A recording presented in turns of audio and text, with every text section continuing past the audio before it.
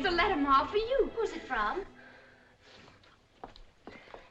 Aren't you going to read it?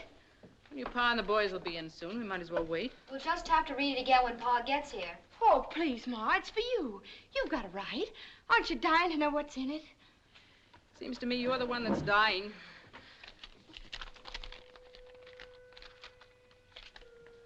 Dragonwyck, May 19th, 1844. My dear cousin Abigail. Nicholas Van Ryn. Who's that? Shh, Tibby. Read the letter, Ma. Though we have never met, we are related, as you doubtless know, through our mutual grandmother, Anna Chigansavant. My wife and I have decided to invite one of your daughters into our home for an extended visit.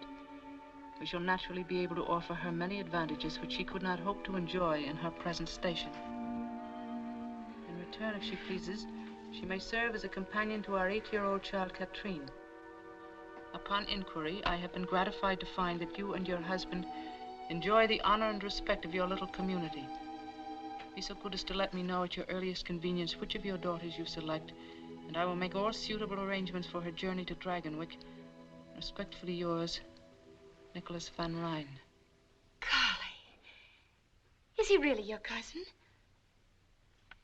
Now, don't go imagining yourselves a couple of lost duchesses. There's not a drop of Van Ryn blood in any of us. It doesn't make any difference to me, I'm sure. But you had the same grandmother. She was... Let me see. My grandfather was her second husband. Her first one died. His name was Van Ryn. Nicholas must be his grandson. He's a patroon. A patroon, Cousin Nicholas? What's a patroon? That's what they call the owners of those enormous land grants on the Hudson River. They're the descendants of the original Dutch patroons. And they're terribly rich and elegant. He must be very important. I remember reading 3 or 4 years ago about his visiting President Van Buren at the White House. But you haven't said yet, Ma, whether I could go. The subject hadn't come up yet that I know of. I think it unlikely that your Pa will approve. He's more likely to if you do. And if we do decide to let one of you go, why not Tibby? Me? She wouldn't want to go. Would you, Tibby? I'm sure there isn't anything I want that I can't find right here. I'm not anxious to leave my home. That's not fair. You know I love you and Pa, all of you, in my home. It's just that, well, I try to be like everyone else and want what I'm supposed to want. But then I start thinking about people I've never known and places I've never been. Maybe if the letter hadn't come, Oh, I don't know. I must be loony. I was killing a hen for supper. You scour the drain board. No use mooning over it. Your Pa will do whatever he and the Lord think best. There's one thing you can be sure of. They'll both feel the same way about it. This day, O Lord, there has come to me a matter of some slight perplexity. Deliver us, we pray, from hankering after flesh pots, and deliver us from vanity and false pride. However thy will be done. Keep and preserve us through the night. Amen. All right, boys, get. Tom? Yes, Pa? You water the stock and look to Whiteface. She's freshening. Yes, Pa.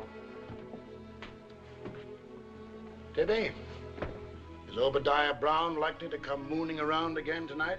Oh, Pa, I'm sure I have no notion of his plans. Well, if he does turn up, be sure and sit on the steps where your ma can keep an eye on you. Although I must say that Ob is a steady lad, and you, praise be, are not the flighty kind. Thank you, Pa. Now, about this letter, I'd see no reason even to discuss it if it wasn't that your ma acts like it was important. It is important, Ephraim. It might be a good thing for Randy to live for a while in a great house and learn something of the world outside this farm. I'd so like to go, Pa. Your opinion is of no consequence whatever, miss. You haven't the sense of a tomtit. You're past 18 pretty enough, and time you got settled down with a man. I don't know what's the matter with you.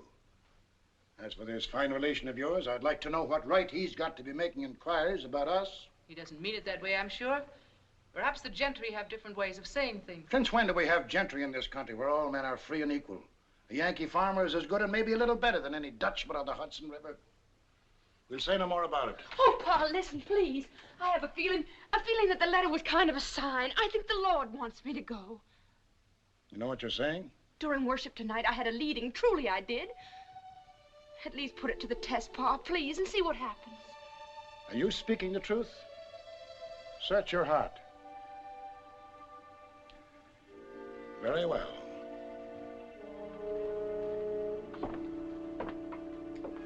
Close your eyes. Now open the book.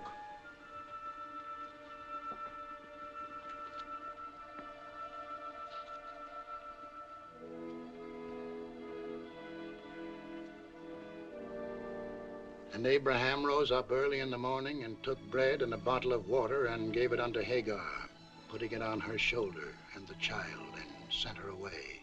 And she departed and wandered in the wilderness of Beersheba. Well, it's none too fitting, but it does seem to have some bearing. I'll sleep over the matter and pray on it. Come, Abby.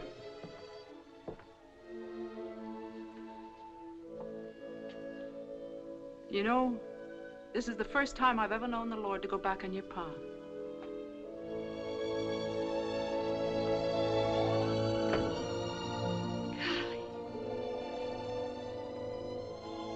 Golly Moses!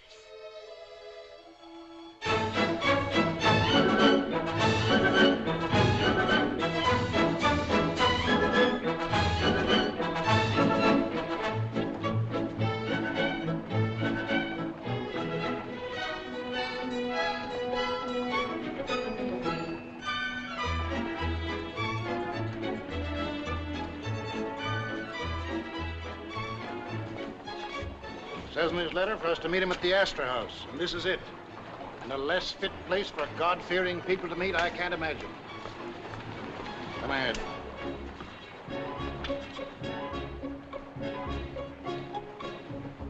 And, what can I do for you, my good man? Are you the tavern keeper? This is not a tavern, and I am not a keeper, my good man. And I'm not your good man. We were to meet a Mr. Nicholas Van Ryn. Perhaps you can tell... Mr. Nicholas Van Ryn? But of course. You must be Mr. and Miss Wells. 1,000 pardons. How stupid of me not to have known it once.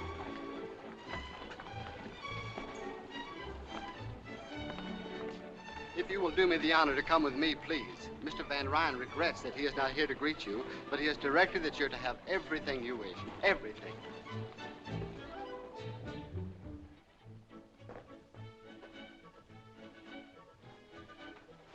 What's all this? Dinner, sir. I didn't order any. Mr. Van Ryn ordered dinner served at this time, sir. Mr. Van Ryn is not here. Yes, sir. Oh, it's beautiful. The food looks as if it had been painted. Wouldn't surprise me a bit. That's the strangest fruit. It's cold when I eat it and warm when I swallow. Let me taste that. I thought so. It's got spirits in it. Just a little bit, and it's so good. Even a little bit of evil cannot be good, Miranda. Don't be too impatient with me. You won't have to hear me preach to you much longer. It's not that I'm impatient, Pa, really. But after Mr. Van Ryn went to all this trouble... It's no trouble to be wasteful, and there's something peculiar about a man who orders supper someplace when he's someplace else. How did he know what I wanted to eat? But there's everything here you could possibly want. Everything is what no man should ever want. Yes, Pa. We won't be alone much longer, Miranda. I want you to read with me.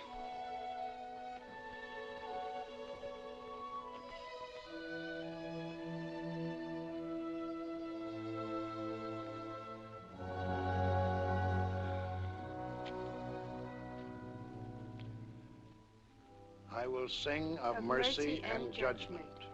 Unto thee, O Lord, will I sing. I will walk within my house with a perfect heart. I will set no wicked thing before mine eyes. I hate the work of them that turn aside. It shall not cleave to me. A froward heart shall depart from me. I will not know a wicked person.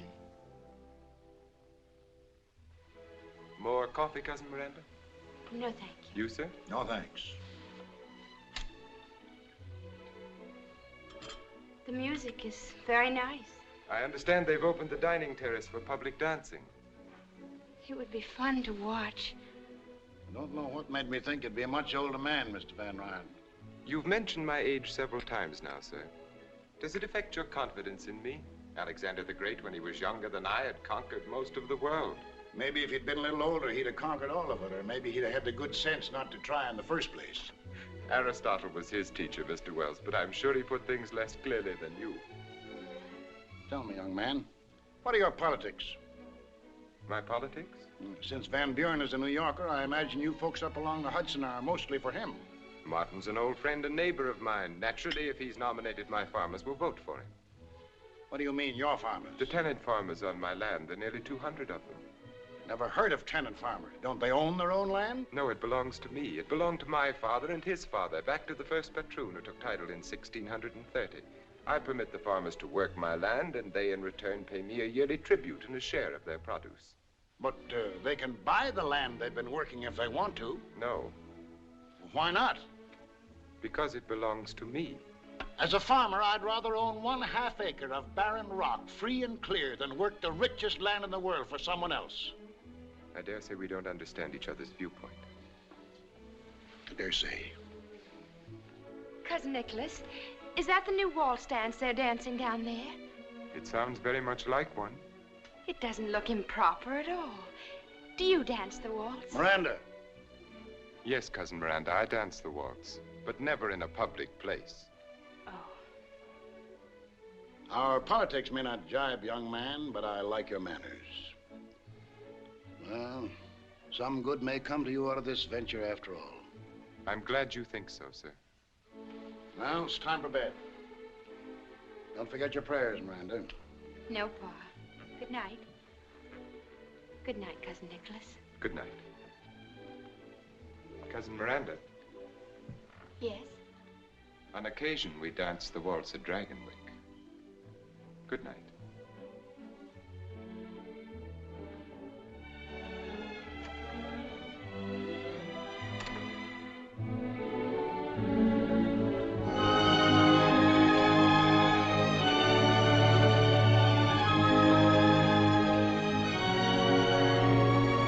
Agatha, there's Dragonwyck. I can see it.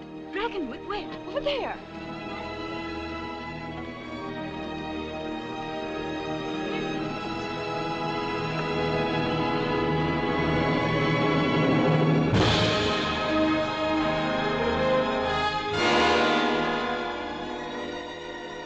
Golly Moses. Cousin Nicholas! Cousin Nicholas! I saw it. I saw Dragonwyck. What have you done with your bonnet? How can you sit there so quietly? I should think that seeing Dragonwyck would be more thrilling to you than to anyone. Nothing can be thrilling that is shared with so many other people. Did you like what you saw? I'm afraid I've run out of words. I've said beautiful so often this afternoon. Every now and then you say, golly, I prefer beautiful. I'll try to remember. Do you mind if I keep my bonnet off just a minute? The breeze feels so wonderful against my face. Tell me about Dragonwyck. How many rooms? I've never counted them. And lots of servants? I've never counted them either. Golly. I mean, imagine. The breeze must feel wonderful indeed with a face as beautiful as yours against it.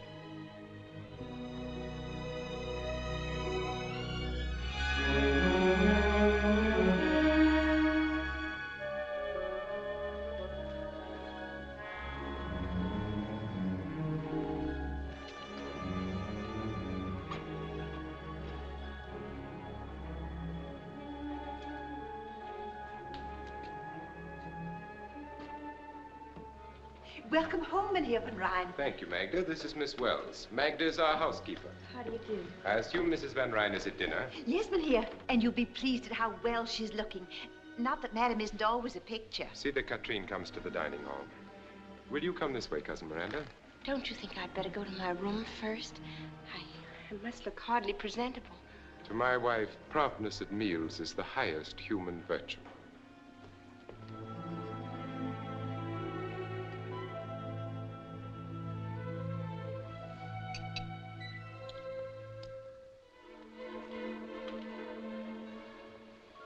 You're back. Yes, as you see, I'm back. I didn't know I would have waited. And here is Cousin Miranda. Oh, welcome to Dragonwyck, child. Thank you. Will you sit here, Cousin Miranda? Thank you. Did you have a pleasant trip, Nicholas? Yes, very. Miss Wells has had practically nothing to eat today, Tompkins. I'd suggest you serve her at once. At once, Minia. I trust you'll be happy here. It's most kind of you to let me come. And my mother and father wish to be remembered. I'm sure they're most worthy people, and I'm sure you'll be a good girl. Oh, Nicholas. Yes, my dear? You didn't forget the pastries, did you? Of course not, my dear. Those wonderful New York pastries.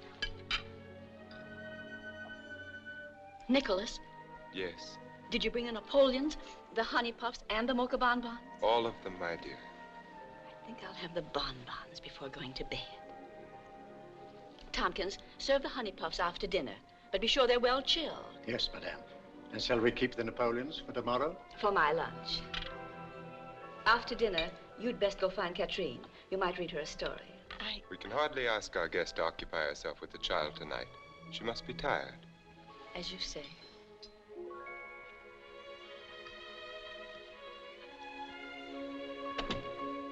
Oh, there you are, Pet. Don't shuffle your feet when you walk. And you're a naughty girl to stay away so much. I never can keep track of you. Have you had your dinner? Yes, Mama. This is your cousin Miranda, Katrine. Hello, Katrine. It would be courteous to return her greeting, don't you think? Katrine and I are going to have a lot of fun together. Aren't we? Yes, Cousin Miranda.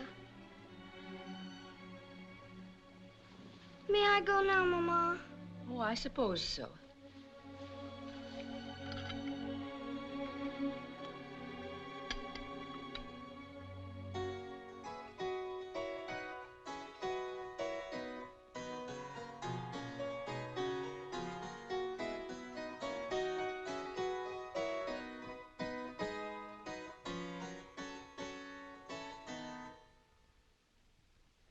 Who was she? She was my great-grandmother, Azild. Azild? That's a strange name. She looks like a frightened child. I don't know why we keep her hanging there. And that ugly old harpsichord is just an eyesore. The servants have to be driven to dust it. You think we're going to bite them? She was from New Orleans. She and my great-grandfather were married there in 1743. I guess I imagine it was one of those sudden romantic adventures. Tell me some more about them, Cousin Nicholas. Azild and your great-grandfather. Did they fall in love at first sight? No Van Ryn does anything at first sight. But she must have been happy to live here. As it turned out, it didn't matter. Soon after their son was born, she died. She brought this harpsichord with her from her home. She played it always. If you listen to the servants, they'll have you believe she still does. Fortunately, we don't listen to servants or to their superstitions. Oh, no, of course not. Isn't it rather late, Nicholas? Perhaps we should I shall stay up for a while, but if you wish to retire, my dear. Yes, I think I will. Well, good night, then. Good night. Good night.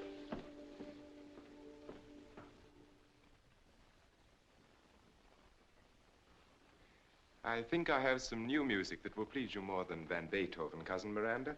You can sing as I play. Oh, no, really, Of course you can. The lyrics are printed on the sheet.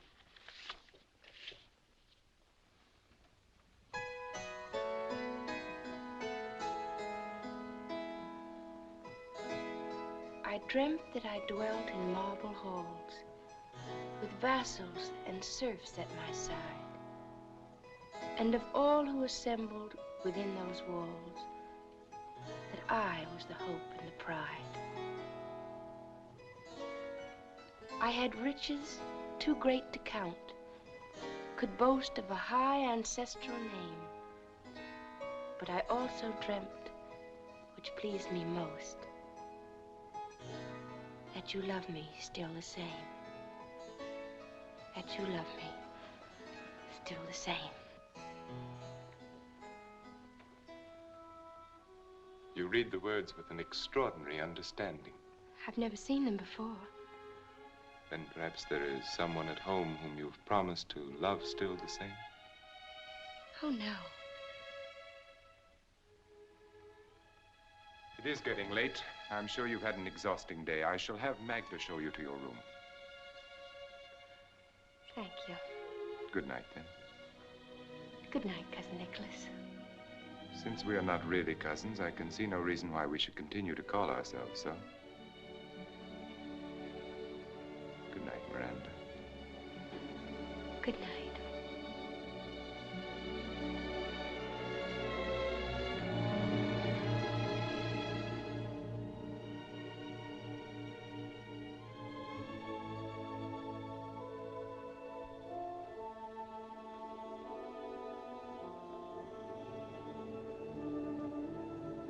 Have you had a pleasant evening, miss? Oh, yes. This is a lovely room, isn't it? Yes, it is. An unusual room. It's unusually beautiful. That isn't what I mean, miss. I do have such a time making myself understood. It's what she brought to this room and what'll never leave it. Was she very young? About as young as you. She must have been very proud to be mistress of Dragonwyck. He never loved her. He never wanted her at all. He wanted their son. He kept her from him. He forbade her to sing and play. He broke her heart and drove her...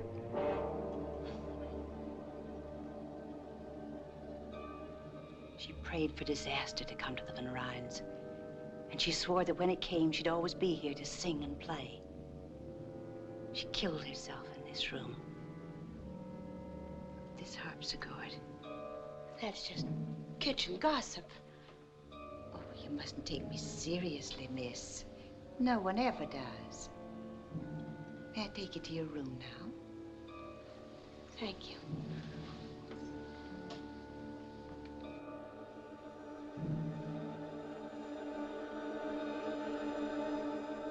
Of course, I've never heard Azile play myself.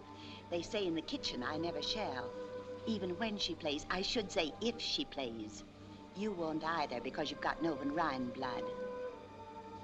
But he'll hear her, and Katrine.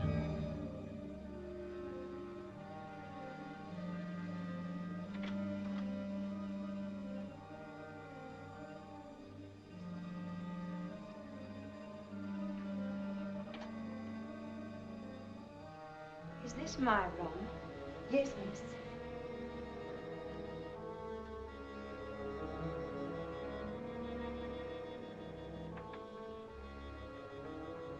Will there be anything else you need, miss?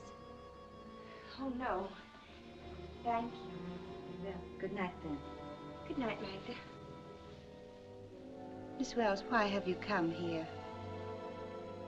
Do you think Katrine is in need of a companion?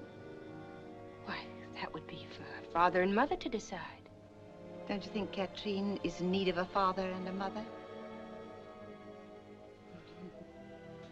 That was a silly question, wasn't it?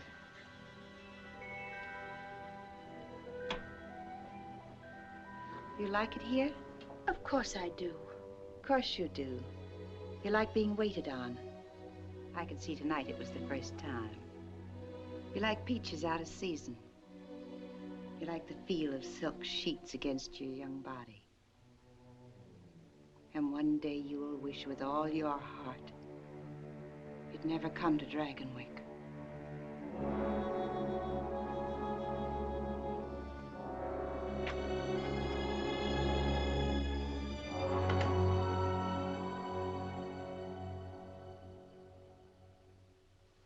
I keep getting my S's backwards. It's very simple once you get the hang of it.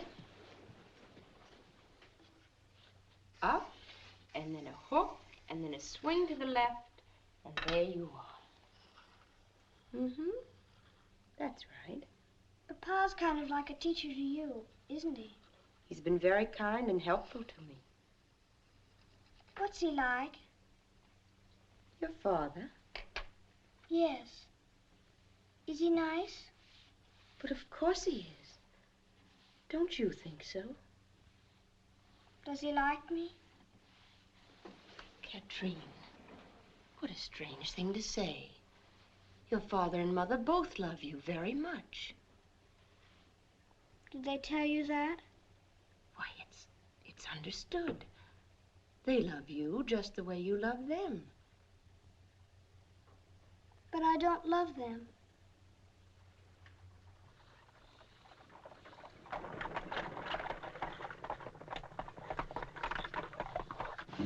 That must be the de Greniers. They've come for the Kermesse tomorrow. They're staying overnight. The Count's such a funny-looking little man. It isn't polite to stare. Did you say Count?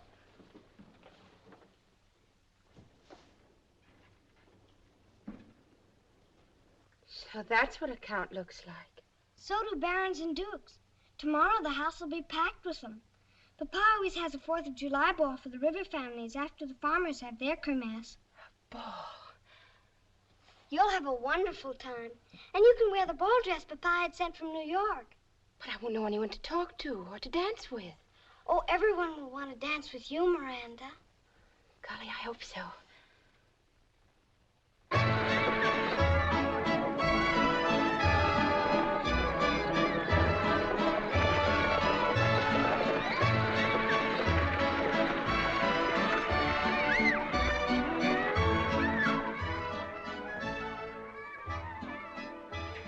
This is where I hide every year to watch. Sometimes, after Papa leaves, I go and stand near the carousel. Perhaps you shouldn't have come, Katrine. It's wrong, you know, to disobey. Oh, you're just saying that because you're supposed to. Is there anything wrong about the Kermesse? No. Could watching it make me a bad girl? I suppose not. Then it's wrong to forbid me to come. That sounds pretty logical to me. Hello, Dr. Turner. Hello, Katrine.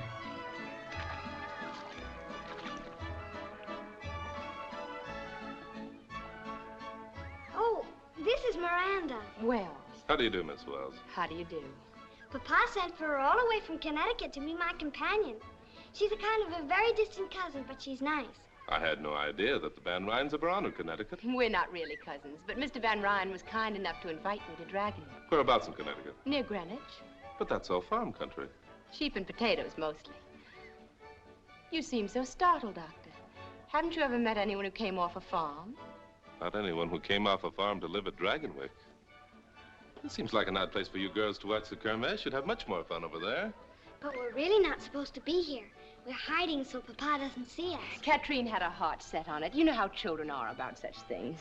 Why, you wanted to see the Kermesse even more than I did. Don't worry, I'll keep your secret. Papa will never know from me about either of you. May I have the honor of seeing you again, Miss Wells? Why, yes, if you like. I would like, and soon.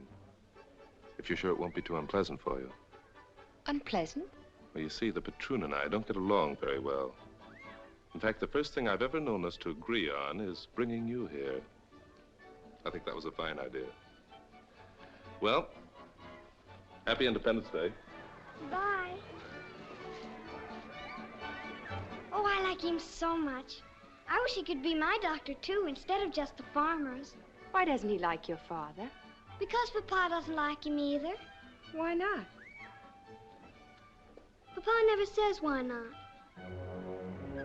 Oh, here they come!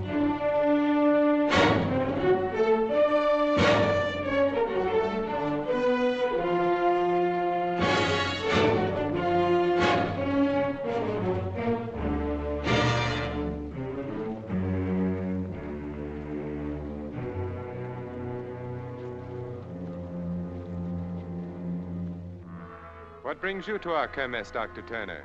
Are you expecting an epidemic of minor injuries? You never can tell, Mr. Van Ryn.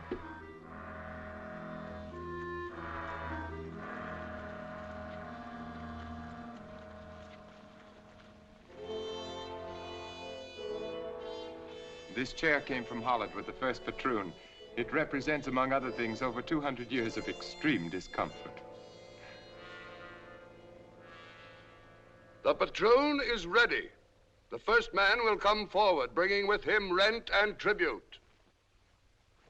Klaas Bleeker, Hill Farm. Rent, winter, wheat, and... You've brought nothing with you, Klaus? No. Perhaps your crops were poor. My crops were all right. Take your hat off when you speak to the patroon. I'm a free American citizen. I take my hat off to no man. What you do with your hat is your own concern. Are you ready to pay your rent? No. Nor will you ever again get so much as a grain of wheat from me. It is your purpose, then, to farm my lands and enjoy the privileges I allow you without making any return. Your lands? Did you hear that? His lands! For 200 years, the Bleekers have worked the Hill Farm. And for longer than that, it has belonged to the Van Ryn. We've paid the worth of it many times over, and you know it. Well, here's the finish. I'm sorry to hear it. But since you feel that way, I order you to leave my land by tomorrow noon. If you are not gone, I shall have the proper authorities put you off. Have the next man step forward. Otto Gebhardt. Won't you reconsider your decision, Mr. Van Ryn? Klaus Bleeker and his wife and children have no home other than his farm. Where will he take them? I see you've come empty-handed, Otto. Have you a reason? You know the reason. It's his birthright as a free citizen of a free country. These men are not alone. The anti-rent movement has swept New York State. Man, take your head out of the sand and help to solve this problem peacefully. Because it's got to be solved, peacefully or not. Speak up, Otto. I'll bring the stuff tomorrow, sir, if that will suit. Will the rest of you men step forward, please? I have something to say. Tired of listening and talking and listening!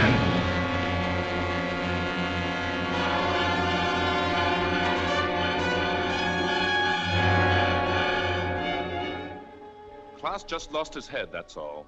He doesn't mean violence any more than the rest of us. I hope you'll overlook this.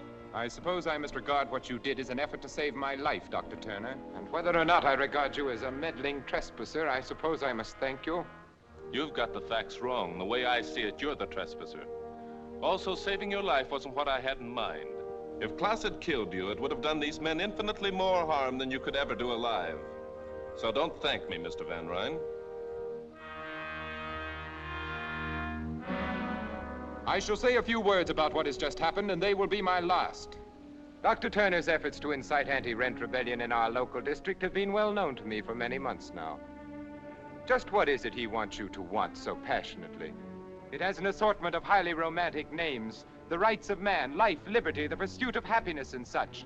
And all those will be yours with the titles to a few acres of soil. Believe me, my welfare does not depend upon you. Rather, you depend upon it. But my rents and tributes and my responsibilities are hereditary, the symbols of a way of life to which I have been born and in which I shall continue to live. I shall never relinquish my position.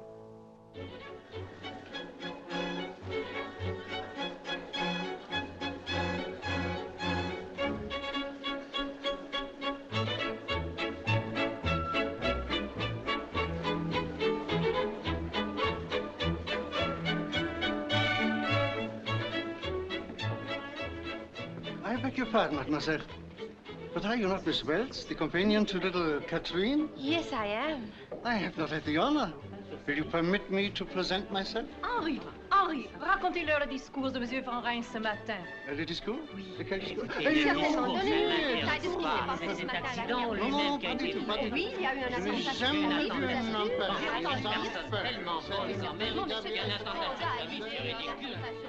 I imagine that ever so many parties are being planned for you and dear Harmon. Oh, yes. The De Wints are giving a soiree for us next month. Everyone will be there, simply everyone. Good evening. Good evening. May I sit with you? We'd be charmed.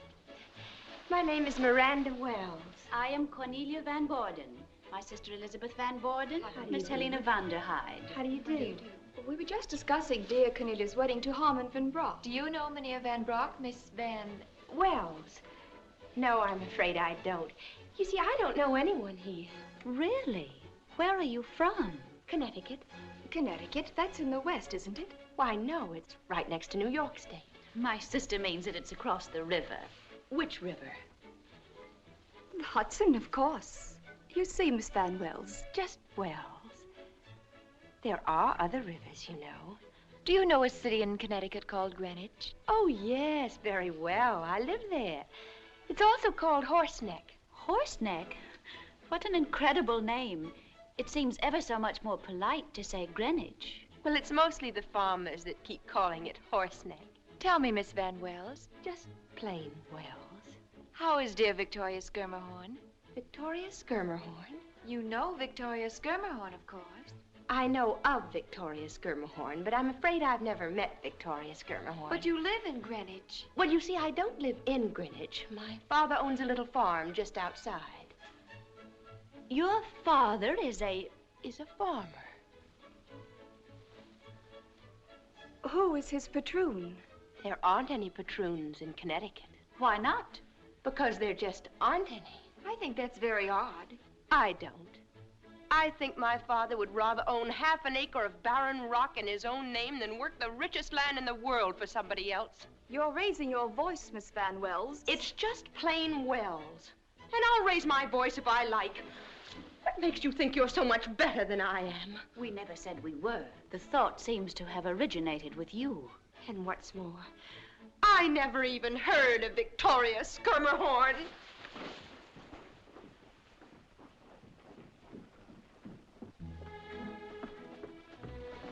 Miss Wells, is there anything I can do for you? No, thank you, Magda.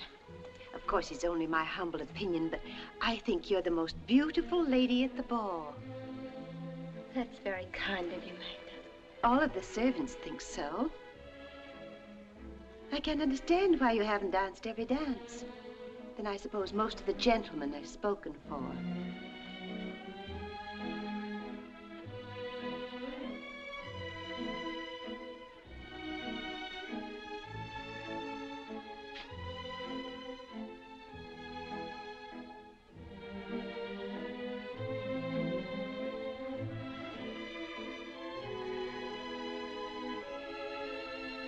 Miranda, Good evening. are you enjoying the kermesse of the upper classes? Very interesting to watch. As if I were visiting a different world. And I suppose everyone has commented on your gown and how beautiful you look. Not everyone. Do you like it, Nicholas? Very much. And do you think I'm beautiful? The most beautiful lady at the ball? Yes, I do. Thank you. I'm very grateful. You haven't answered my question. Are you enjoying the ball? I said it was very interesting to watch. That's not an answer. Well, then, no. Why not? You know that answer as well as I. Because my name is just plain Wells, and I'm off a farm, and I don't speak French, and I don't belong. That's nonsense. Of course you do. I'm as good as any. Better. But it's the wrong river. I'm not from the top of the Hudson. I'm from the Connecticut River bottom. Oh, I've made such a fool of myself. Dance with me, Miranda. I can't go back in. It'll be all over the place by now. They'll laugh at me. I doubt that very much. But you don't know. I know that you'll be with me, and that if anyone laughs, we'll laugh. Dance with me. I'm afraid. You must never be afraid of anything with me, Miranda.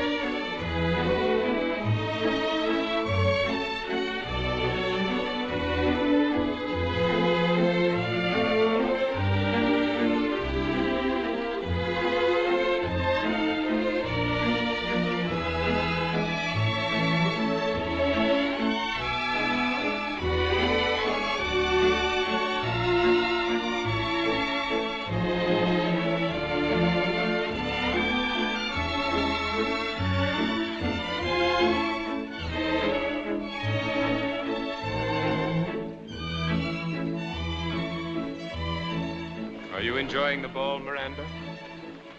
Well, aren't you going to answer my question? I can only think of one thing to say, and you won't like it. Say it anyway. Golly Moses.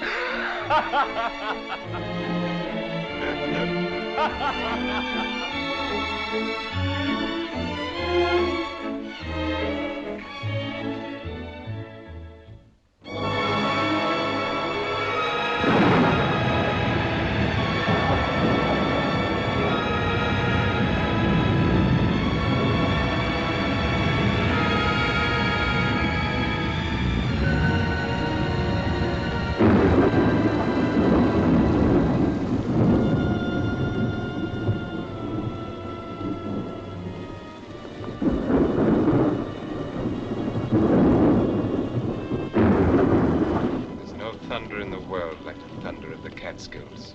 The lightning seems to set the mountains on fire and they roar back. That's all very romantic, I'm sure, but it doesn't help my cold.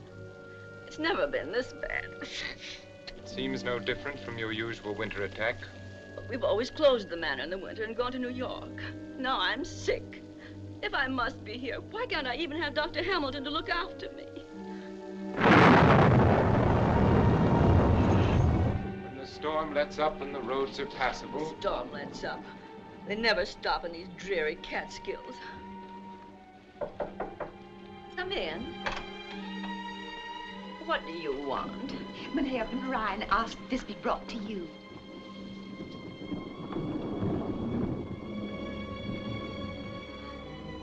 Why, Nicholas, it's your favorite oleander. I thought it would brighten your room and perhaps make your stay in bed less unbearable. Oh, thank you so much. Can't remember when anything has pleased me more. How alive it is. As if it were thinking, as if it had thoughts of its own and desires of its own.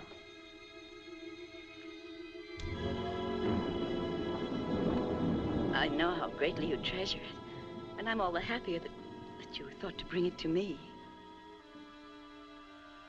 And I'm happy that you're happy, my dear. Now I'm sure that you'll want to rest. Nicholas. Yes? You're going to your tower room again, aren't you? Yes, why? The servants must think it's strange that you spend so much time up there. And I find it strange that you should think about what they think. What could you possibly do up there? Possibly anything from pinning butterflies to hiding an insane twin brother. Actually, I read. I hope that my explanation satisfies you. I'm sick. Haven't you even let Dr. Hamilton know? Your happiness at the Oleander seems to have faded pretty quickly. You can't imagine what it's like to be sick in this miserable, drab house. I cannot imagine that Dragonwyck could be either miserable or drab, except to those who reflect misery or drabness from within themselves.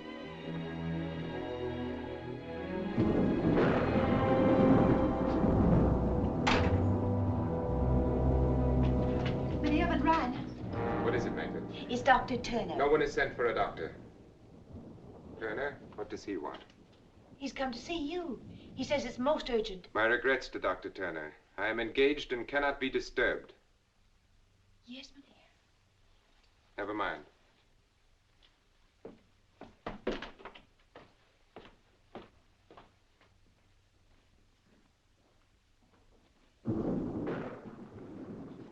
Sorry to intrude like this, Mr. Van Ryan, but it's most important. Yes? Klaus Bleeker's been arrested for murder. It's a pity you weren't there to stop him this time. I was there. He didn't kill anyone. There was an anti-rent riot at Smoky Hollow. Klaus wasn't anywhere near the boy that was killed, but they blamed it on him. If by they you mean the patroons, you must also mean me. The farmers aren't going to stand for this. They've threatened to storm the Hudson jail. With shouts of liberty, equality, fraternity, I take it. Just what is it you want me to do, Doctor? Help my enemy to defeat me? I want your assurance that Klaus Bleeker will have a fair and just trial. Let me make my position clear, Dr. Turner. Whether Klaus Bleeker lives or dies is of no more concern to me than my life was to him. Or you. That seems to be perfectly clear. Good evening. Good evening. Won't you stay for dinner, Doctor? No, thank you. Miranda, have Tompkins set another place. I'd rather not, if you don't mind. Perhaps I spoke a little hastily, Doctor. I might be able to help. Well, that's a pretty sudden change of mind. What brought it on? I assume that John Van Buren is to prosecute the trial, is he not? Yes. He's a close personal friend of mine. You still haven't told me what changed your mind. Dr. Turner, you have my assurance Klaus Bleeker will have a fair trial. Now you might do something for me. Mrs. Van Ryan has a severe cold. Will you help her if you can? Yes, certainly. I'll show you to her room.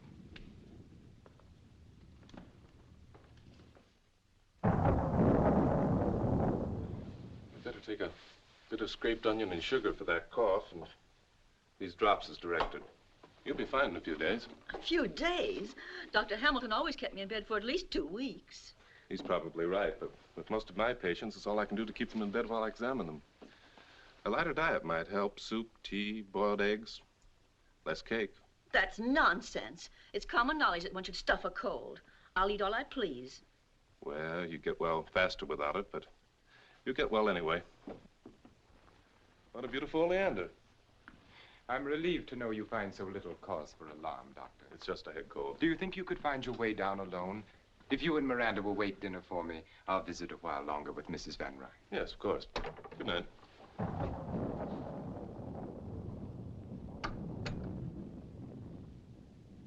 Dr. Hamilton usually encourages you to eat. But then, of course, he has the tolerance of experience and age. Turner is young and relentless. You told him you wanted to stay and visit with me for a while. What did you mean by that? Precisely what I said. Just to stay and be with me? Oh, Nicholas, you confuse me so. Sometimes when you bring me flowers and smile at me, I think... What? That you like me and want me. And sometimes... Yes?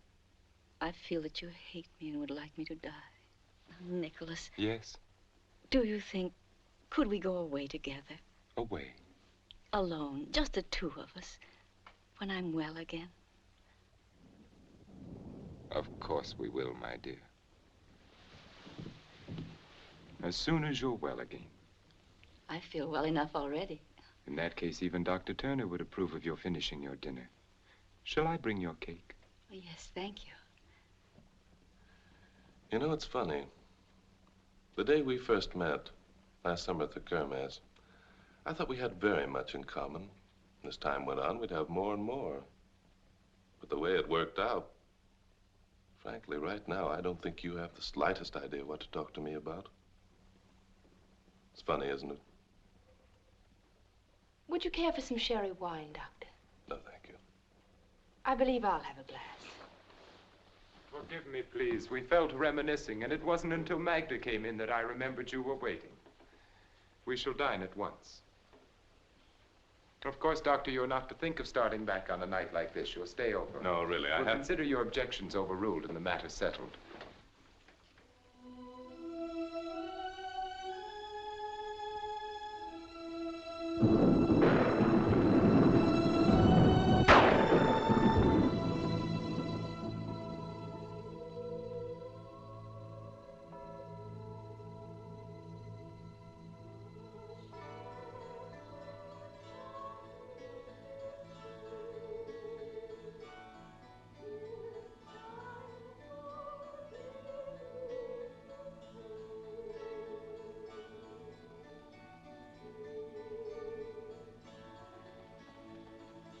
Katrine.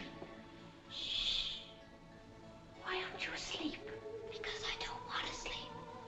It's so beautiful. What is? Don't you hear it? It woke me up. Such a pretty song from down there. You've been dreaming. It's a lady. She's singing and playing the harpsichord. Katrine. It's like a lullaby. But it must be funny, because every now and then she laughs. There, she's laughing now. Don't you hear it?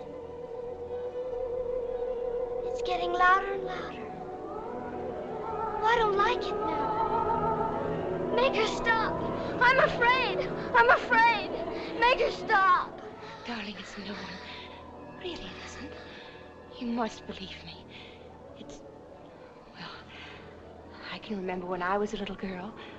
I used to imagine things so hard that I thought they were real. But don't you see, if there were anything, I'd hear it too. It stopped now. Of course it has. It never started, really. Oh, I'm so tired.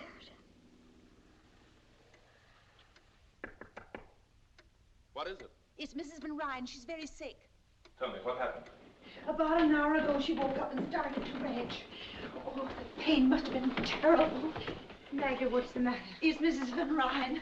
Oh, she was moaning so. Did she take any medicine before I gave her? No, You'd better send for Mr. Van Ryn. I have.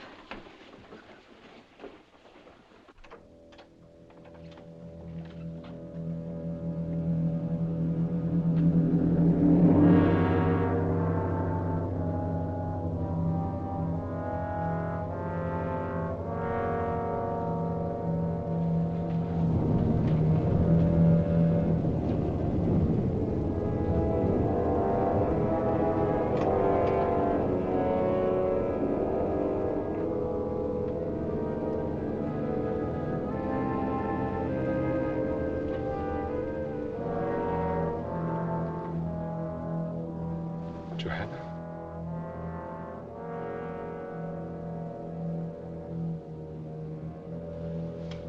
Dr. Turner. I can't understand it.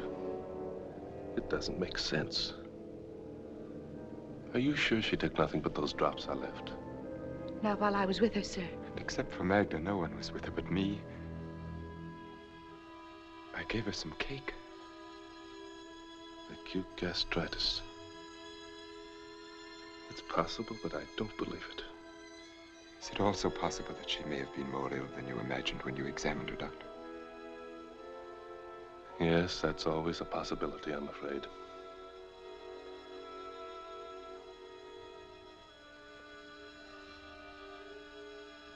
See that the pastor is notified at once. And have him come to me.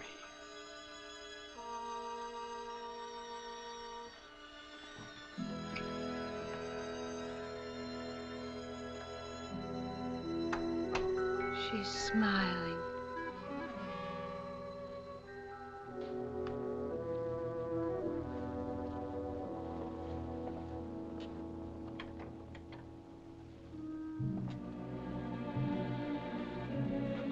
I'm sure he didn't mean that you were to blame. Whether he meant it or not. I don't know why she died. That's shameful, isn't it? For a doctor not to know. It's funny the way she ate. Almost passionately, as if she wanted from eating what she couldn't have. You better get some sleep. Good night. Good night.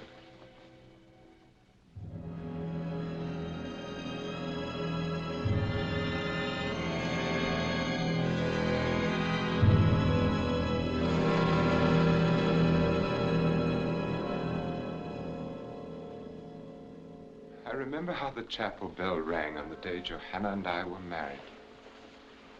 Tonight it is soft and sad, but then it was loud and ugly, and my head ached with the noise. Johanna laughed and said it was a heavenly bell that would ring for us until death. We were never happy, but our life together was tolerable until Katrine was born. And then we knew that Johanna could have no more children, that I was to have no son, that there were to be no more Van Ryns after me, that I was to be the last. I wish I knew something that I could say that would help you. I want to so much. Do you, Miranda? At an unhappy time like this, it must be difficult, I know, to think of anything else. But what has happened was beyond human control, Nicholas. You must have faith. In God, I intend to. I must not feel that my life is finished, and I won't. As long as you are with me.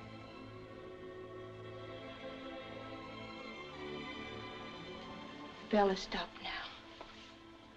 It must be nearly dawn. Miranda, you've known as well as I that this was inevitable, that we were inevitable. I didn't know who you were, or what, or where. Out of all this world, why should I have called to you and no one else? And why should you have come to me and no one else?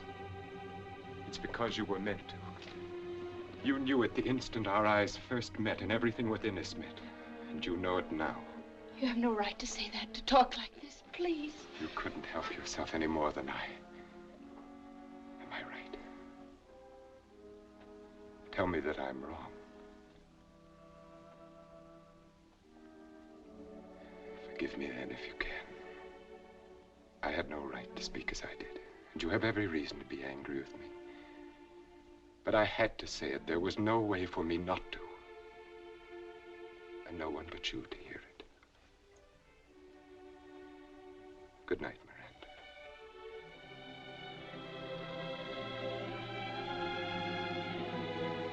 Good night, Nicholas.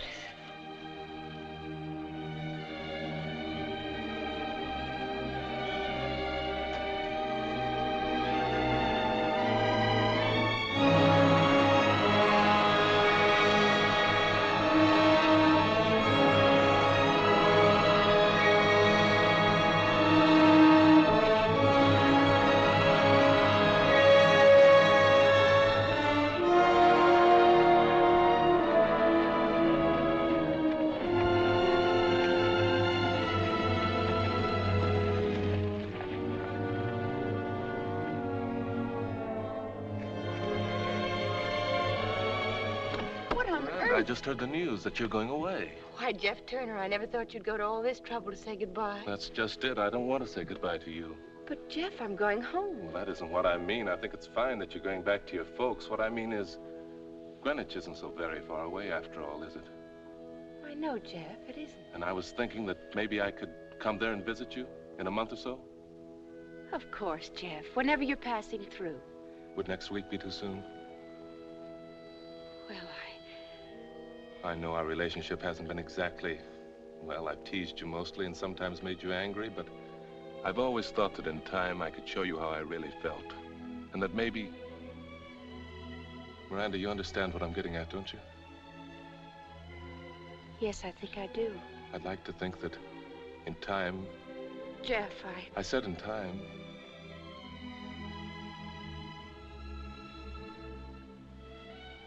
Is it that hopeless? I don't know what to say. Well, there's not very much you can, I guess. Well, have a nice trip. Thank you, Jeff.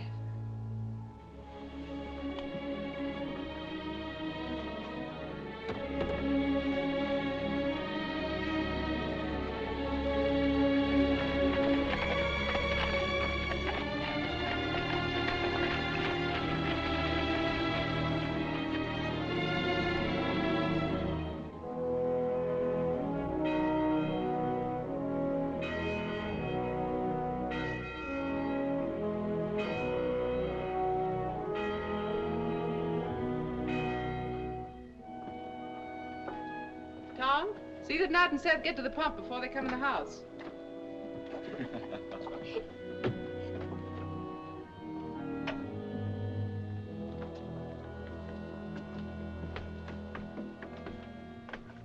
Come inside. I want to talk to you.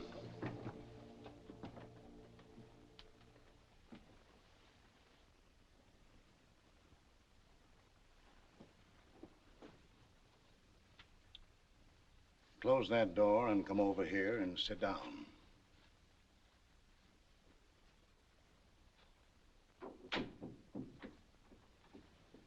That was a nice sermon today, Pa. Strange you should say that. Struck me you weren't listening too hard. I heard every word. Struck me your mind wasn't on it at all. Where is your mind? What's the matter with you? Nothing's the matter, I tell you. Now, Abby, I'm going to get to the bottom of this. I've made up my mind. But if there's nothing the matter, You were the first to see it. For months, you've fretted and worried. Miranda can't sleep. She won't eat. She can't smile anymore. Talk to her, Ephraim. All right. I'm talking. Since the day you drove in here in that fancy rig, you've been no more one of us than if you'd never come home at all. Ephraim, please. You hung your fancy outfits in the closets and you acted like you never took them off. You won't sleep when you won't eat because your home's not fine enough. And you won't be happy because we're not fine enough. That's not true. It's got nothing to do with that. What has it to do with then? Sometimes when a woman's unhappy, she just can't talk about it, Ephraim. Are you going to tell me it's a man? What man, I'd like to know? She's given frostbite to every mother's son in the county. Perhaps the right one hasn't come along yet. Well, she won't find him with her nose stuck in the air, wanting what she can't get. A woman ought to get a man first and then want him. Someone rode in the gate.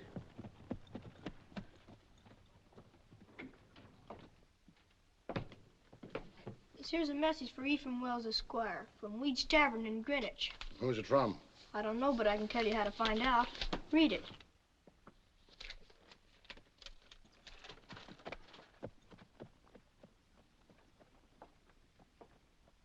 I'll be concerned if this don't beat all.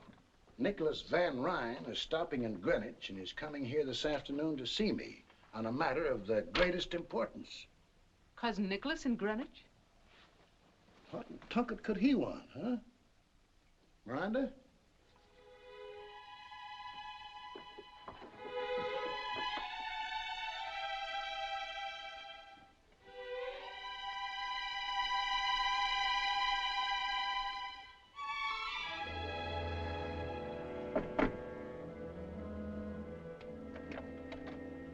Mr. Wells, how do you do? Nicholas.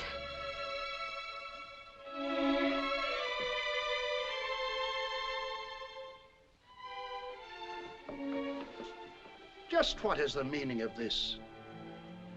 May I speak with you alone, Mr. Wells? I consider your behavior exceedingly strange. On the contrary, it couldn't possibly be more conventional. Sure, Mr. Van Ryn certainly handled Pa. That's enough of that. This matter doesn't concern you. Now get. What did you think of him, Ma? I don't know. We weren't even introduced.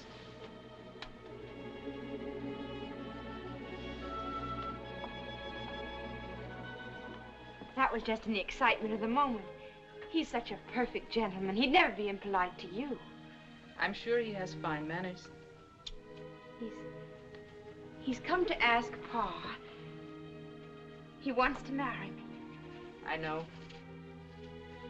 How do you know? Ever since you've been home, you've never brought his name up once. A woman's apt to be that quiet about a man she loves. Besides, you've ironed that dress every week now for 2 months. Miranda, child. Yes, Ma. You love him very much.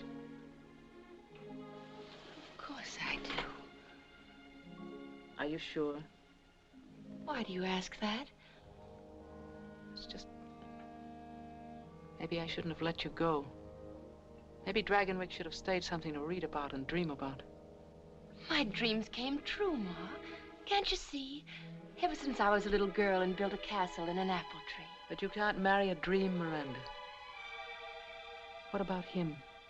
Do you love him? But it's all Nicholas. Nicholas is all of it.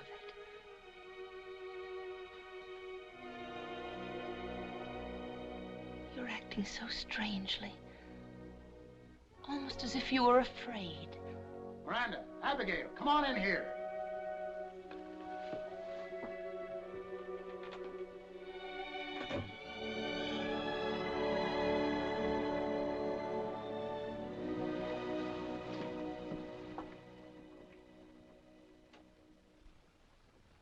Says he wants to marry you.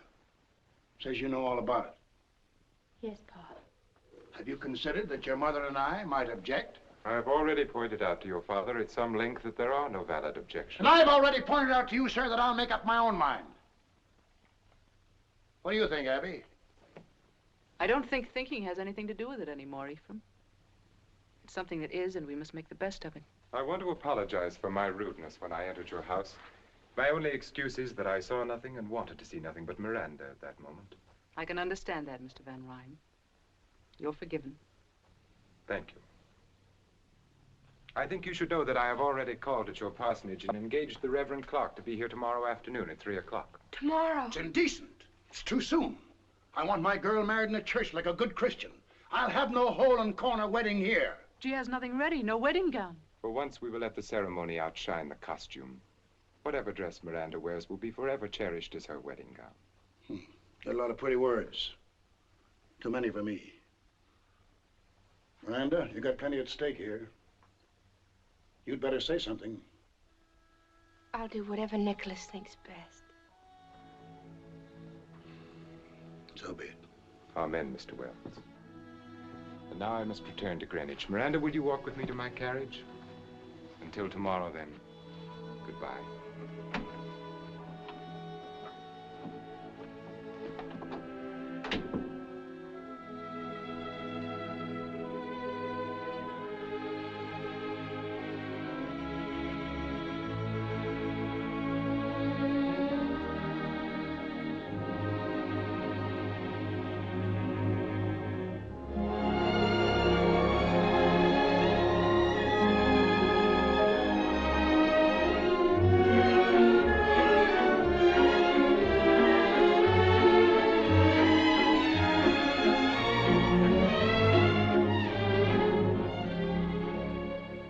Which carriage have you sent to meet Mr. Van Ryn at the landing? The lander, madam. Have the grooms their new uniforms? Yes, madam.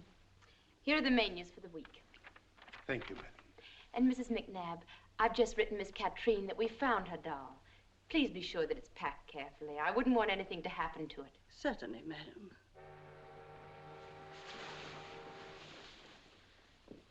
We'll let the linen room go until this afternoon. Perhaps you should let it go until tomorrow, madam. What with Mr. Van Ryn coming back and everything? I won't overdo it. And remember, not a word to Mr. Van Ryn about everything. I want to be the one to tell him. Of course, madam.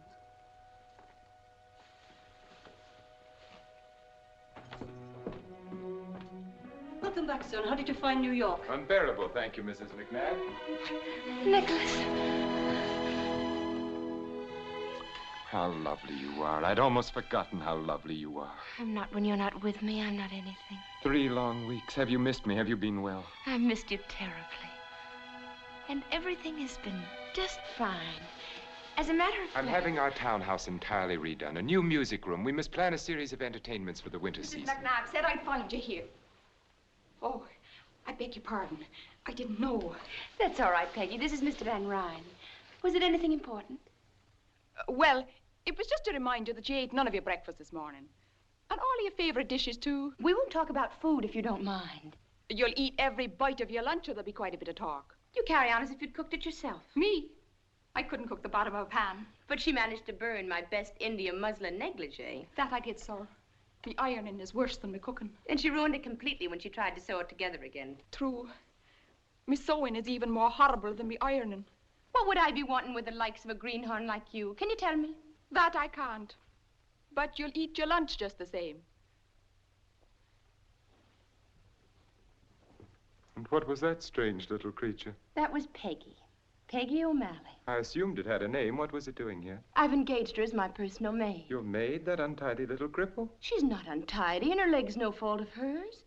She's had a miserable life. It's the strangest recommendation I've ever heard. She's bright and willing and good to me, and Nicholas, I want her as my maid. I shall have McNabb give her some extra money and a good character. It's so little to ask. Please, Nicholas. Deformed bodies depress me. Perhaps I can divert your attention with this. I brought it for you from Mr. Tiffany's new shop. How dare you say that? How dare I? You speak as if her crippled leg were a weakness on her part rather than merely God's will. We'd agree then it is God's will. Now perhaps we can discuss your plans for the Kermesse ball. Are they progressing nicely? Madame Duclos swore to me that your gown will be finished and delivered to you in time. She needn't overwork herself. It's very likely I won't need it at all. What do you mean? The Van Borden sent their regrets yesterday. Their regrets? A previous engagement or some illness in the family. I forget what excuse they used. I see. That makes the 8th refusal in 4 days. It's only because of me. Because you married me. Miranda. You are Mrs. Nicholas Van Ryn. You will be with me wherever I am always. Luncheon is served. Thank you, McNabb. Nicholas. Yes? Sometimes I think that we... That we what? I think about that night. The night she died.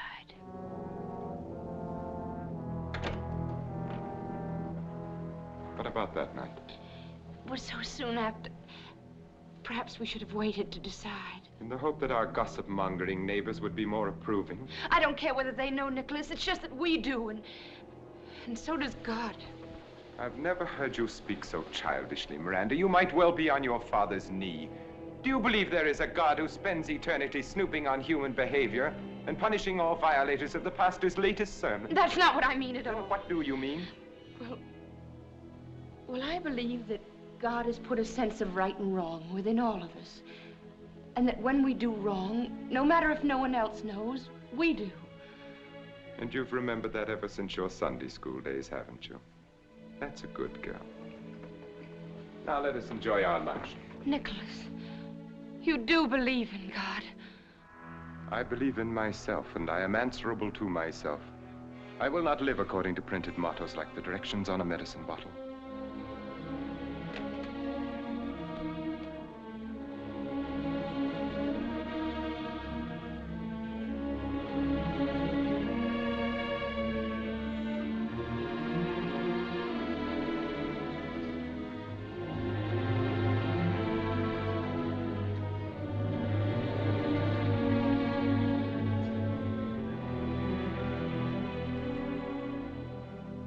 Would you like me to say grace? That won't be necessary. Then I shall begin our salad dressing.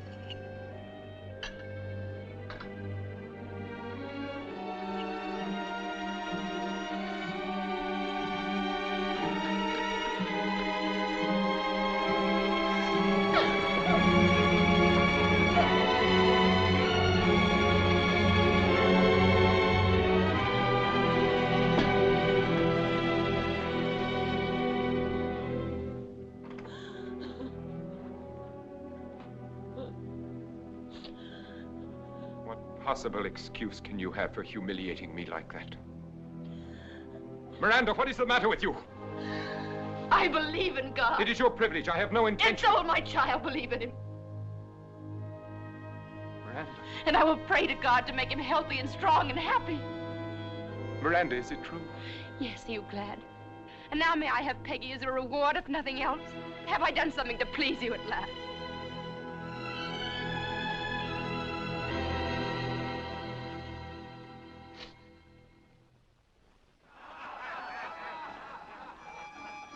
Mistletoe. They're celebrating.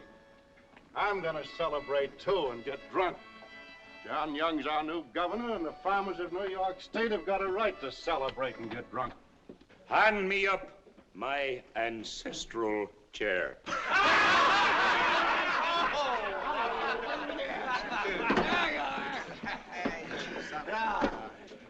Take off your heads in the presence of the poltroon.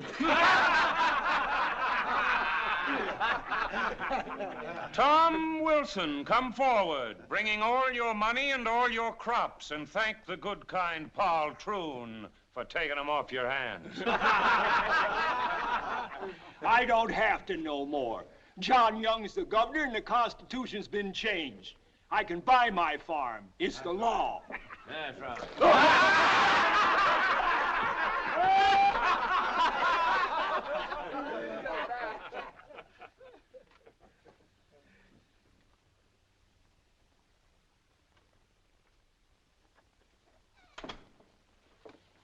Dr. Turner, will you come with me at once to Dragonwyck? We need you urgently. Is anything wrong? Mrs. Van Ryn is having a baby. Her time is here. Dr. William Brown has been staying at the manor. I had him come from New York. He's a fine doctor. He's a fool. I beg you to come. There are certain symptoms. Have you any reason to think she's in danger? Mrs. Van Ryn, I don't know that she... Doctor, nothing must happen to my son. All right.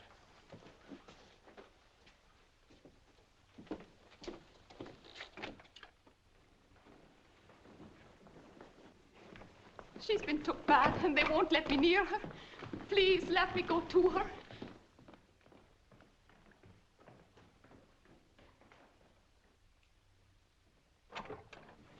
What is it, Dr. Brown? What has happened? Everything's quite all right, Mr. Van Ryn. Quite.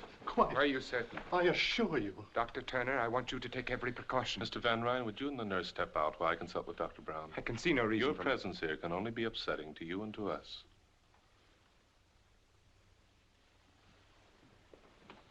Dr. Turner, thank heaven you've come. I can't assume this responsibility alone any longer. The man's a maniac. I think he'd kill me if anything went wrong. Nonsense. My dear fellow, you just don't know. When I tried to resign from the case and return to New York, he had me locked in my room. He watches me all the time through those icy eyes of his. Sometimes I think he's mesmerizing me. Have you been giving her laudanum? Yes. As far as he is concerned, everything's quite normal. There is an irregularity in the child's heartbeat. But as you know, it's sometimes hard to catch through the stethoscope. Yes, it often is. I think I'll wait until she wakes a little before I examine her. In the meantime, Doctor, why don't you get some rest? If you'll take over for a little while, my room is just down the corridor. I will call you if you're needed. And don't worry. Thank you, Doctor. Thank you.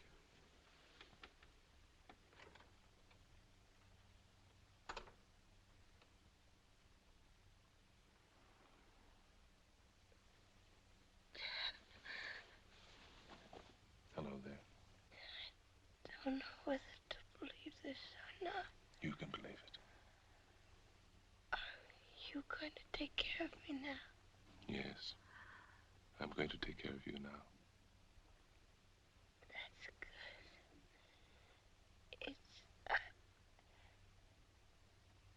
It'll be all right now. afraid anymore. Don't be afraid. Call Dr. Brown. Jeff, help me. I'll always help you.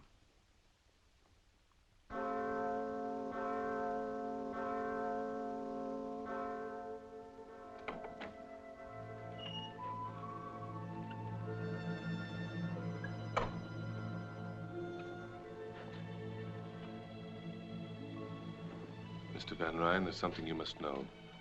Your son is not well. I can't tell you how sorry I am, but at least your wife has come through beautifully, and in time, there's no reason why you can't have other babies. My son is entirely well, Dr. Turner. I appreciate your services, and you will be suitably recompensed. But he can't live. His heart is malformed. It's a miracle he wasn't stillborn. It's nobody's fault. Nothing could have prevented it. It's just a tragic accident. You will find a carriage waiting to take you to your home. You just won't face facts, will you? You never believe anything you don't want to.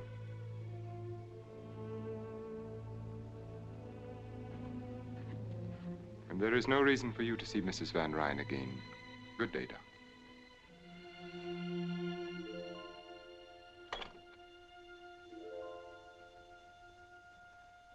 Adrian Peter Van Ryn, I baptize thee in the name of the Father, and of the Son, and of the Holy Ghost.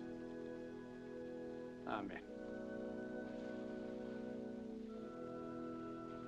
We yield thee hearty thanks, most merciful Father, that it hath pleased thee to regenerate this infant for thy Holy Spirit, to receive him for thine own child by adoption, and to incorporate him into thy holy church. Amen. Please accept my most sincere congratulations, Mynheer Van Ryn. Thank you, Dominic. You understand, of course, that this house ceremony was only at the insistence of Mrs. Van Ryn. In a month or two, my son will be properly baptized in the Dragonwyck Church. Of course. No, Nicholas. We can thank God that he was baptized just in time.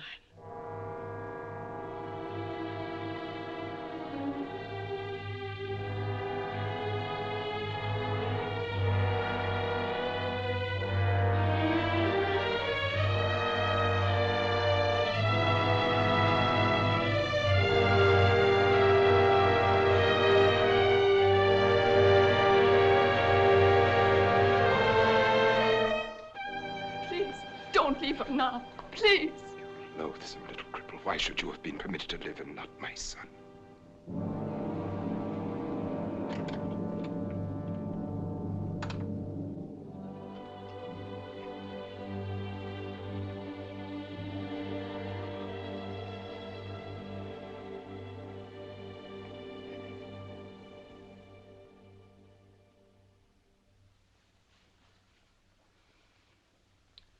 Should I light some candles? No, I like to sit here in this half dark. You'll ruin your eyes. How long has he been up there this time? A week, perhaps more. Ever since he got back from New York. And before that... I'm sure it isn't very pleasant for him, Peggy. And what is it for you? Shut up there for weeks on end without a word or a sound. If it was any man but him, I say he keeps a bottle up there in that tower room. Peggy. Kiss them.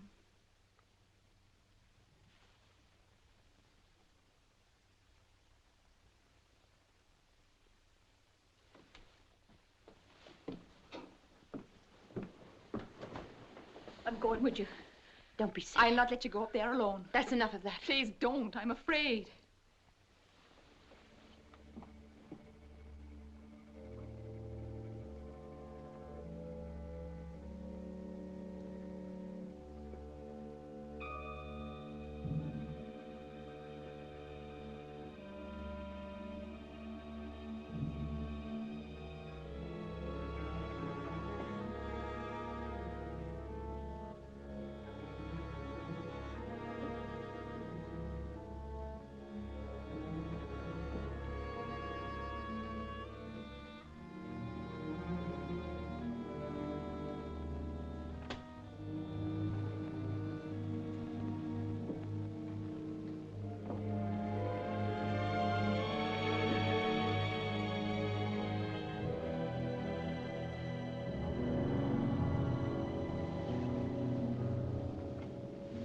Oh, it's you. Yes, Nicholas.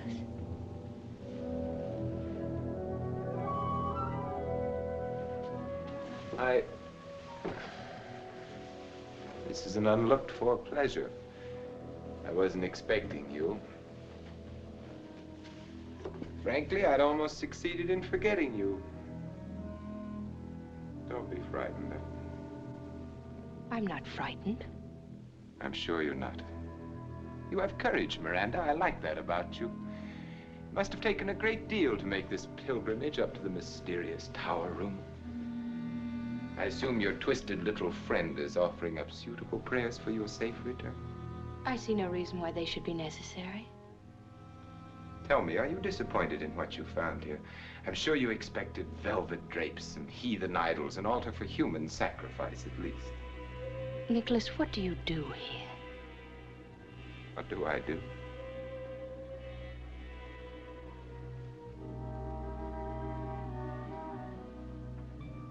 I live. I'm sure you mean a great deal by that, but it isn't very clear to me. Didn't expect you to understand. How could you? Don't be offended. By ordinary standards, you're quite intelligent. But I will not live by ordinary standards. I will not run with the pack. I will not be chained into a routine of living which is the same for others. I will not look to the ground and move on the ground with the rest. Not so long as there are those mountaintops and clouds, and limitless space.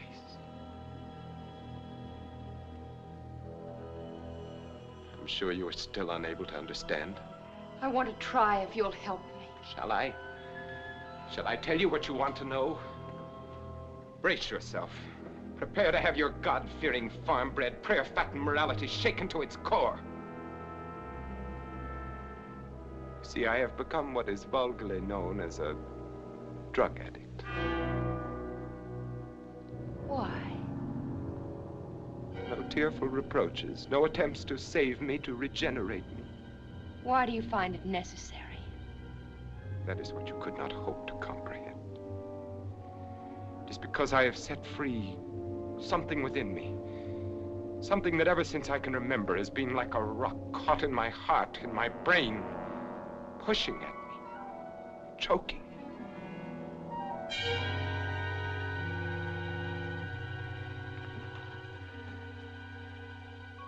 I know you better than you think.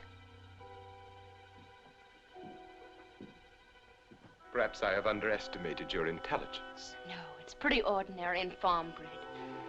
I couldn't follow everything you said, but I think it's pretty simple. You're just plain running away. Is it as simple as that? I've seen farmers with their crops ruined and their cattle dead, and most of them just go to work. But some of them blame their troubles on God and get drunk. To forget, to run away and hide. That's what you're doing, Nicholas. Whenever you've come up against something unpleasant that you couldn't change, like the rent law. Or the death of my son. Our son. Get out of here. Nicholas, let me help you. I don't need to be helped. Help me, then. Please don't shut me out like this. Let me be unhappy with you and happy again. Let me be part of you. Let me love you and love me, too.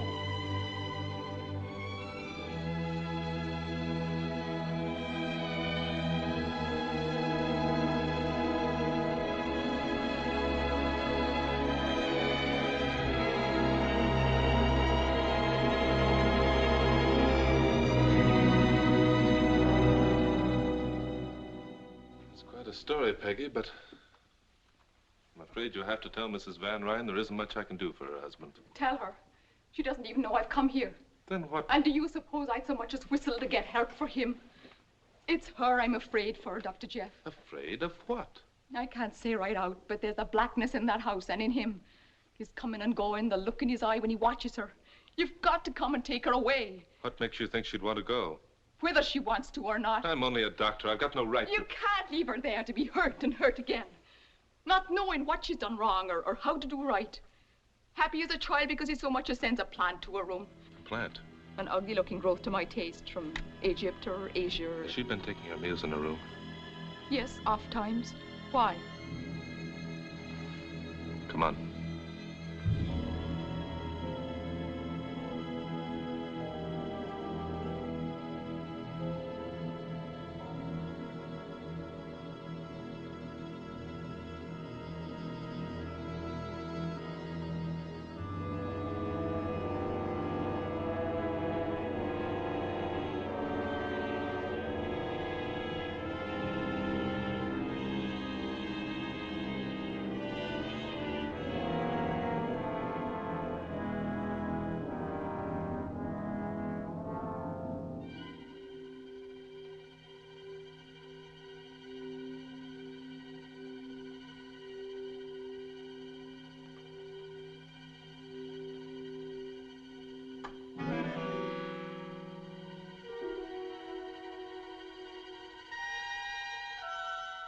Please don't stop on my account. Your father wouldn't have. I remember how he continued to read so doggedly. Ephraim Wells took his religion without flinching, the way a strong man should. Nicholas, what do you want? I appreciate the warmth of your greeting, the quick happiness in your face at my appearance, your pleasure at my company. Why have you come here? Inasmuch as this is my house, must I explain my presence in it? Of course not. Forgive me, I'm so tired. I'm sure you are.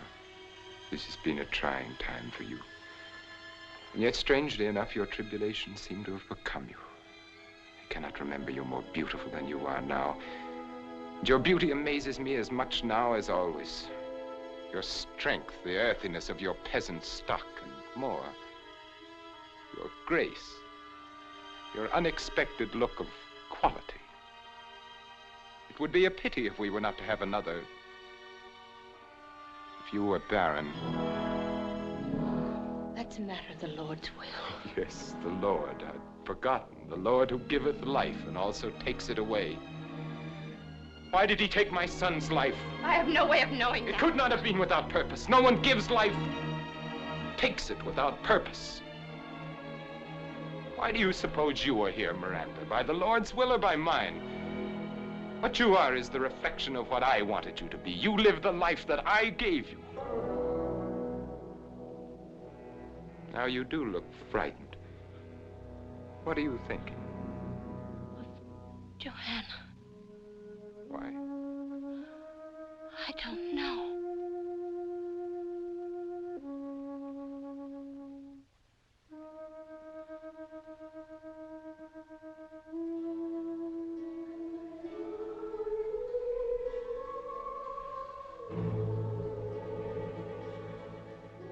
Do you hear it? What? Nothing. Wind through the trees. There is no wind. There is. Creaking board somewhere. It's not important. It's stopped now. But I didn't hear anything. Neither did I. Yes, you do. It's from the Red Room. The harpsichord is ill. Stop it. Then Katrine did hear her that night when Joanna... And you must have heard it, too. And you must have been listening the night our little son... I never believed it, really. But now I do.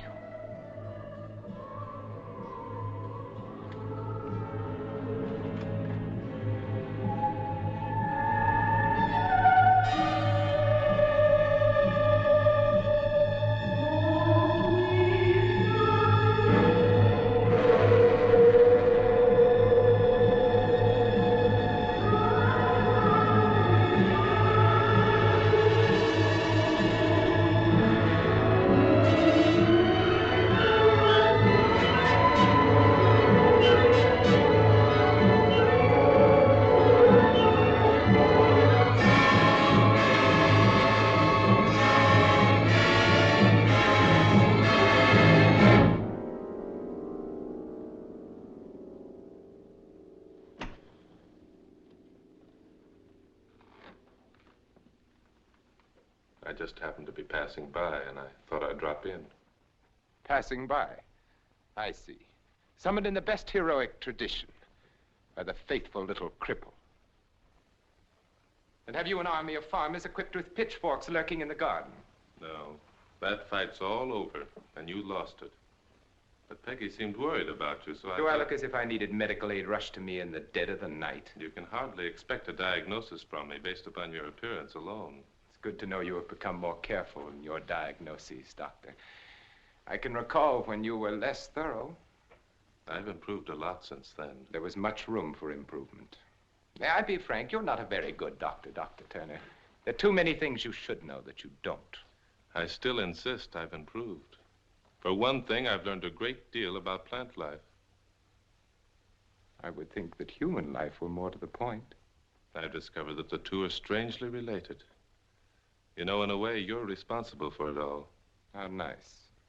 We must discuss your discoveries sometime soon. What about right now? Jeff, what are you doing here at this time of night? The patroon and I are discussing flowers.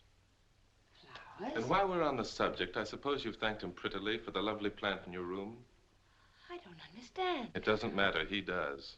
Is it as pretty as the plant in your late wife's bedroom the night she died? You're letting the discussion become rather morbid, Dr. Turner. I was never able to forget that plant. At first I thought only that it was very beautiful, but I've learned since then it was also very deadly. Nicholas, what does he mean? It's a glucoside, similar in action to digitalis, but much more toxic. I guess it was a good idea to have a doctor on hand that night you asked me to stay for dinner. Weren't you lucky I wasn't a better doctor at the time? It was all so legitimate. Your wife with a bad cold. She couldn't possibly have tasted anything in the cake. It was all soaked with rum anyway. I don't believe it.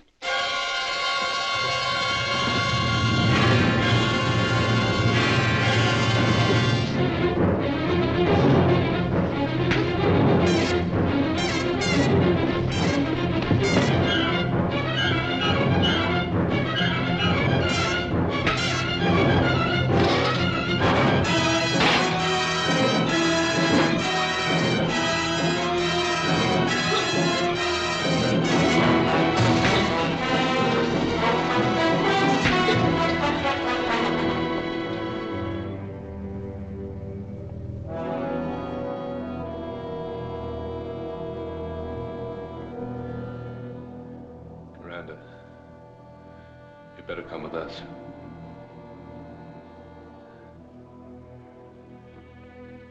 Come on.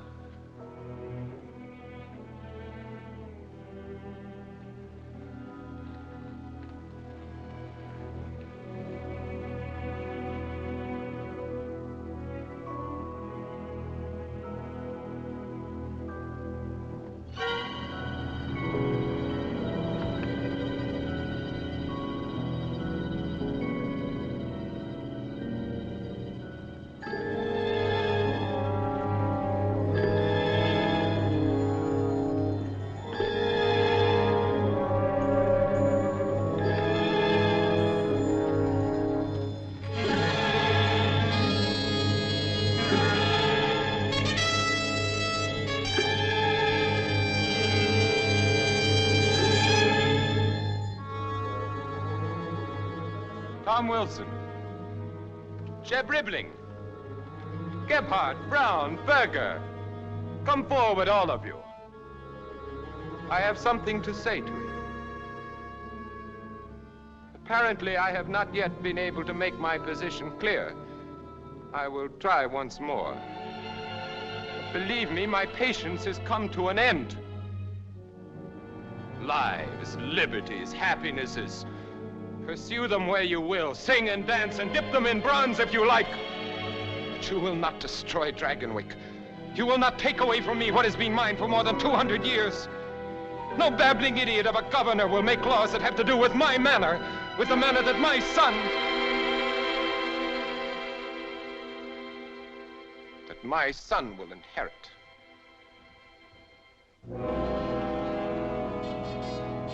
Oh, it's Dr. Turner. What are you doing here? You're not wanted. You're trespassing. I don't want you here. I don't need you anymore. There was a time when you knew too little and I could use you, but now...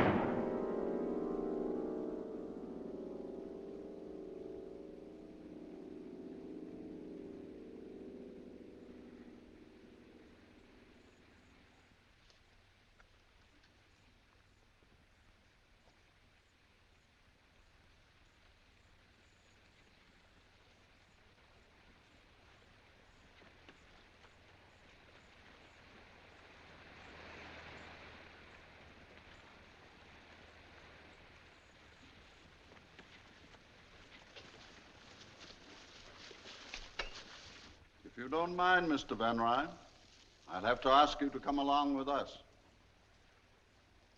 Mayor Curtis, isn't it? Yes, sir. I do mind very much.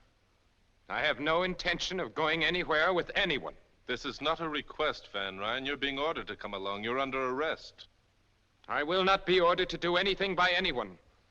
This is my property, and you will all leave it at once. Nicholas, please, this is your only chance. My only chance? How little you know me, Miranda. Even Johanna would never have said that. Dr. Turner, you might use your influence to benefit these men for once and tell them to get out of here. How little you know me, Mr. Van Ryn, or them. You don't believe I'd shoot? Yes, I believe you. Have it your way, then.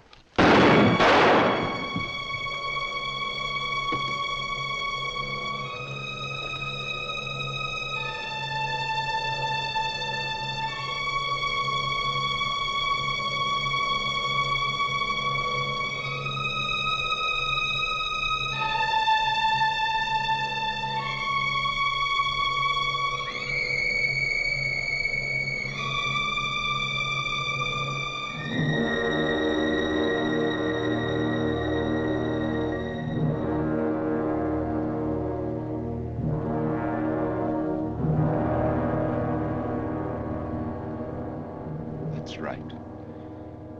Take off your hats in the presence of the patrol.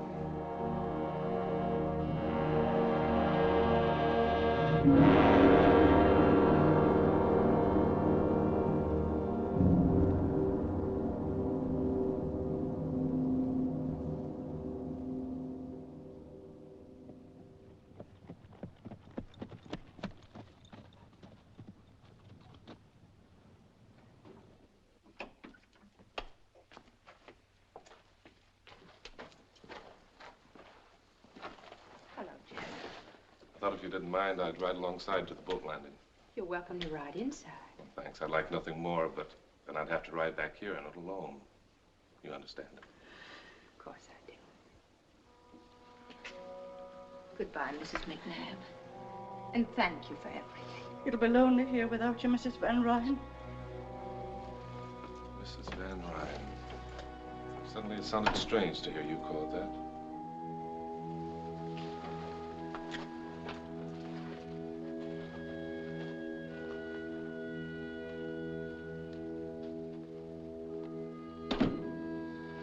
Is that all you're taking with you? It's all I brought with me. From home. Except a black dress. The way you just said home. As if you never had any other. Have I ever? You answer that. You know, Ma once said she felt she shouldn't have let me come to Dragonwyck. That she was afraid. You couldn't marry a dream, she said. Do you dream much, Jeff? Sometimes. Some dreams are very real, I guess. So real that they get confused with reality. And then when you wake up and look around, you find yourself saying, what am I doing here? How did I get here? What is this to do with what I am and what I want? Then I guess you make up your mind you've had a nightmare. And you go crawling to your Ma and Pa. So it's back to Greenwich now, Miranda. With never another thought of anything here. Well, Greenwich isn't so far away after all. Perhaps you'll be passing through sometime, Jeff.